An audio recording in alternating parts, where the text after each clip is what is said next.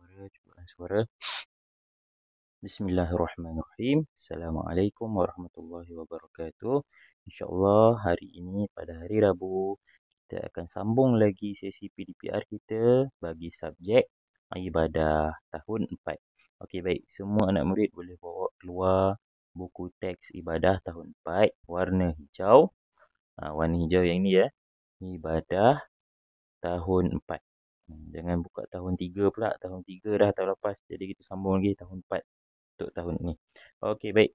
Semua boleh buka muka surat 6. Kita akan mulakan daripada pelajaran pertama, iaitu tentang azan. Muka surat 6. Okey, baik.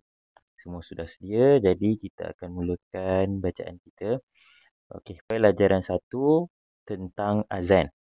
Okey, semua boleh tunjuk pada pengertian azan yang paling atas sekali. Kita akan baca bersama-sama. Ustaz nak semua ikut sama-sama. Pengertian azan. Azan dari segi bahasa bermaksud pemberitahuan. Manakala dari segi syarak pula bermaksud seruan yang dilaungkan untuk memberitahu orang ramai tentang telah masuk waktu solat dengan lafaz tertentu. Orang yang melaungkan azan disebut muazzin ataupun Bilal. Okey, baik. Ada beberapa perkataan yang perlu digariskan. Okey, yang pertama, pengertian azan dari segi bahasa. Okey. Gariskan azan dari segi bahasa bermaksud pemberitahuan. Bulatkan bahasa dan juga bulatkan pemberitahuan. Kalau ada soalan tanya, azan tu apa dari segi bahasa? Dari segi bahasa, ianya bermaksud pemberitahuan. Okey, tadi kita dah bulat bahasa kan? Kita tulis rumi atas dia, bahasa. Okey, keluarkan anak panah, tunjuk kepada pemberitahuan. Tulis rumi dekat atas pemberitahuan.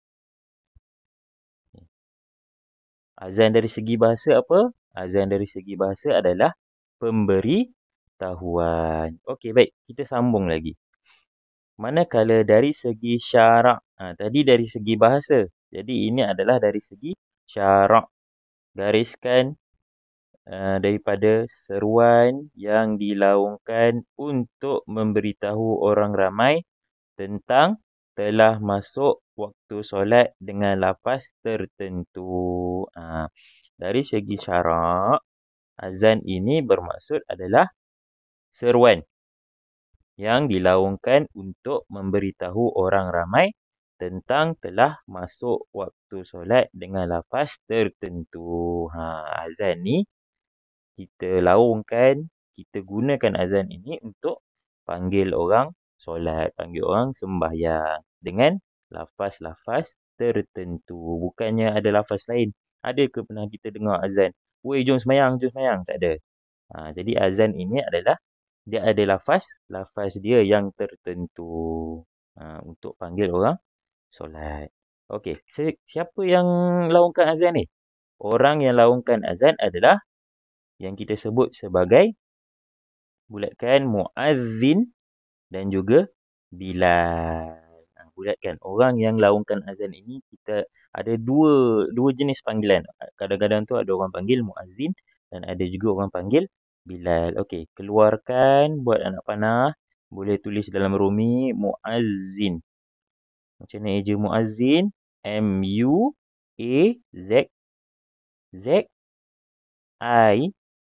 Muazzin. Bilal eja Bilal. B-I-L-A-L. Ba lam alif lam. Itu Bilal. Muazzin. Mim, waw, hamzah, alif, za, ya, nun. Muazzin. Orang yang melaungkan azan. Kalau kita pergi masjid, kita tanya, pakcik ni Pakcik apa? Pakcik Bilal, pakcik Muazzin, pakcik Syiah lain pula, pakcik Imam lain pula. Okey, baik. Kita teruskan lagi. Kita tengok kepada rukun azan. Rukun azan. Rukun ni apa? Rukun ini adalah langkah-langkah ataupun syarat-syarat untuk melaungkan azan. Kalau tak ada rukun ni maknanya tak sahlah azan. Okey, baik. Kita tengok rukun-rukun azan. Kita baca sama-sama. Rukun azan. Rukun azan terbahagi kepada 3 perkara. Okay. Yang pertama apa dia? Yang pertama, lafaz azan. Okey, baik. Yang kedua, orang yang melaungkan azan. Yang ketiga, tertib ketika melafazkannya. Okey, baik. Rukun-rukun azan ni, yang tiga perkara, 3 benda yang perlu ada bila azan. Bila nak azan. Yang pertama mestilah kena ada lafaz azan. Mestilah ada suara. Suara yang akan melafazkan azan. Kalau orang tu bisu, boleh ke dia nak azan? Mestilah tak boleh sebab kita tak boleh dengar azan dia. Jadi perlu ada lafaz azan. Lafaz azan ni nanti kita akan tengok. Okey, baik. Yang kedua, orang yang melaungkan azan. Perlulah ada orang yang melaungkan azan. Siapa orang yang melaungkan azan ni? Kita panggil siapa? Tadi kita baru je baca. Orang yang melaungkan azan ni kita panggil sebagai muazzin. Muazzin. Ataupun nama lain dia apa? Nama lainnya adalah Bilal. Ba, lam alif, lam. Dalam Rumi, B-I-L-A-L. Bilal itu adalah orang yang melaungkan azan. Okey, baik. Yang ketiga, apa dia? Tertib ketika melafazkannya. Kalau azan ni dia ada step-step dia, ada langkah-langkah dia. Lafaz dia pun ada susunan-susunannya. Tak boleh langkau-langkau. Mula-mula Allahu Akbar, Allahu Akbar. Tiba-tiba masuk terus hayya 'alal falah. Tak boleh. Dia ada susunan, ada tertib, ada turutan dia. Okey, baik. Kita tengok kepada hukum azan. Okey, yang ini paling bawah sekali. Hukum azan. Okey, semua ikut. Azan hukumnya sunat muakkad dan dilaungkan apabila masuk waktu solat. Okey, baik. Hukum azan adalah sunat muakkad. Kita nak semua bulatkan. Sunat muakkad. Macam mana eja sunat muakkad? Kita keluarkan anak panah. Eja sunat muakkad macam mana? S-U-N-A-T-M-U-A-K-K-A-D. Sunat muakkad. Okey, baik. Kita teruskan lagi pelajaran kita kepada muka surat sebelah. Muka surat 7. Okey, baik.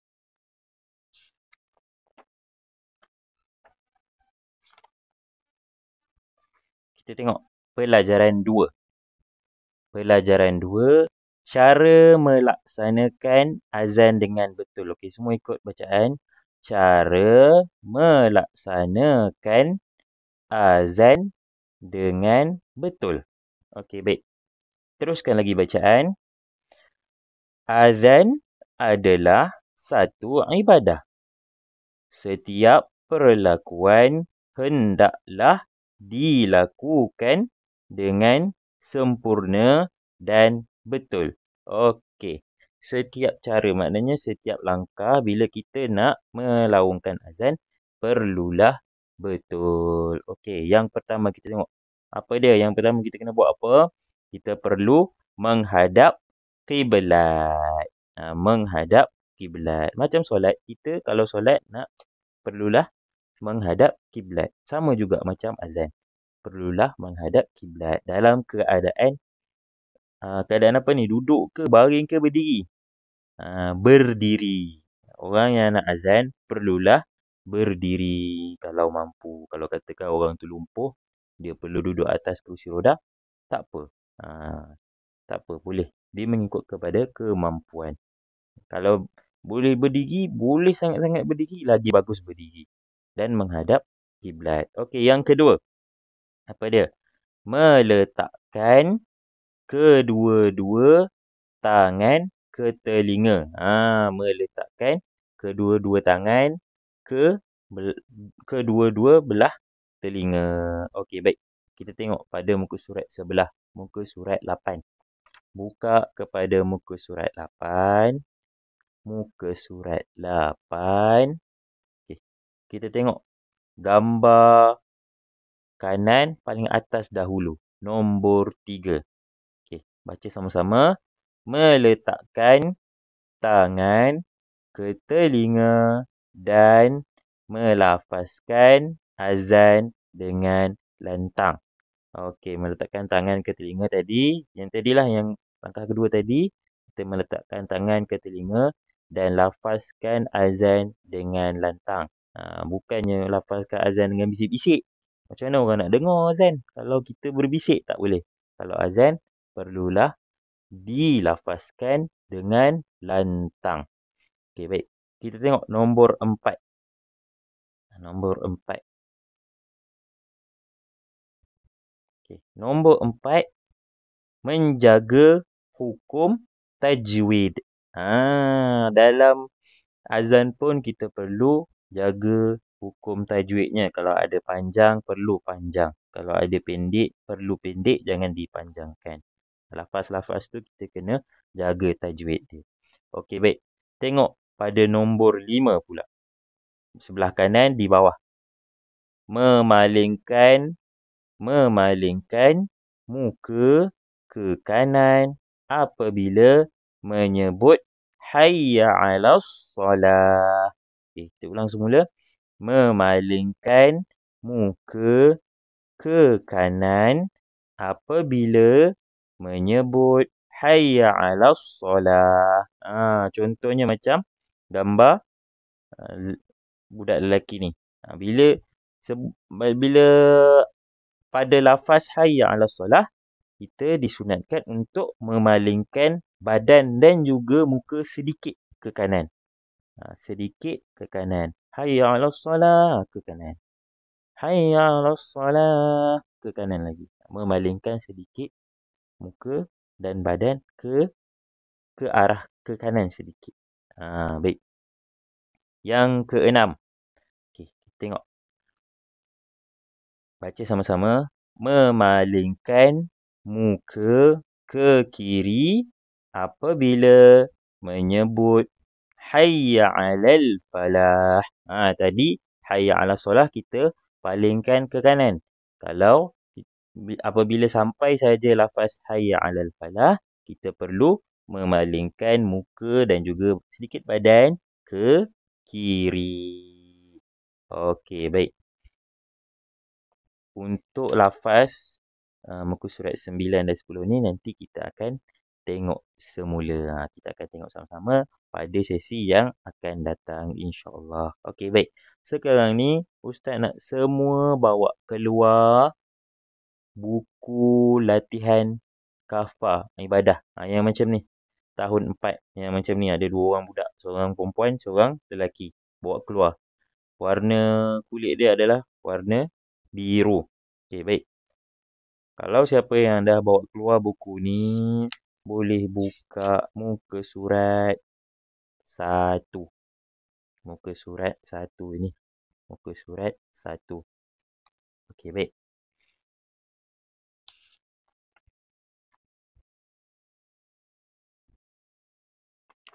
Okey. Kita tengok sama-sama.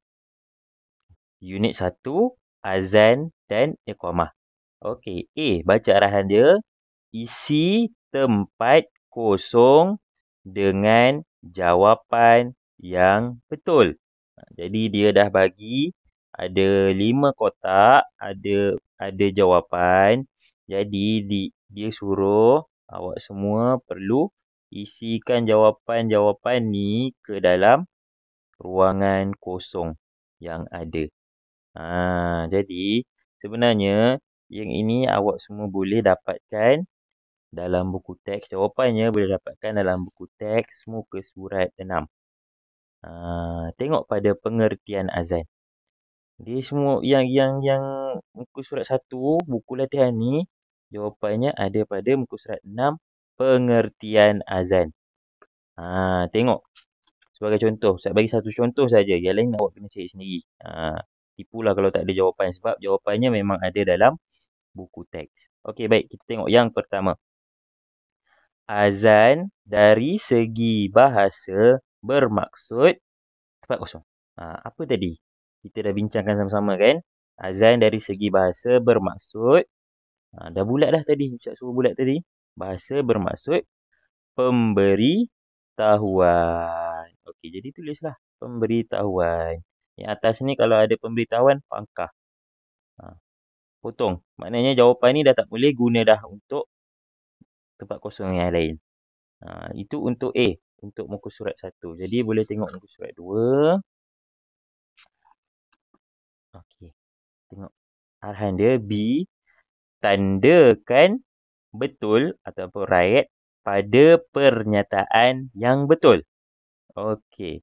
Dia cerita pasal apa ni? Dia cerita pasal rukun azan. Tadi rukun azan ada berapa? Kita tengok balik dalam buku teks.